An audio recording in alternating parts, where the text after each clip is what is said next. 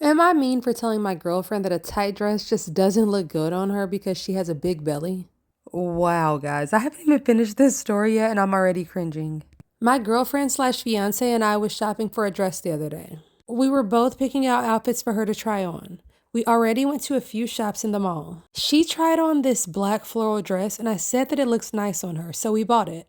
Then we went over to a different store.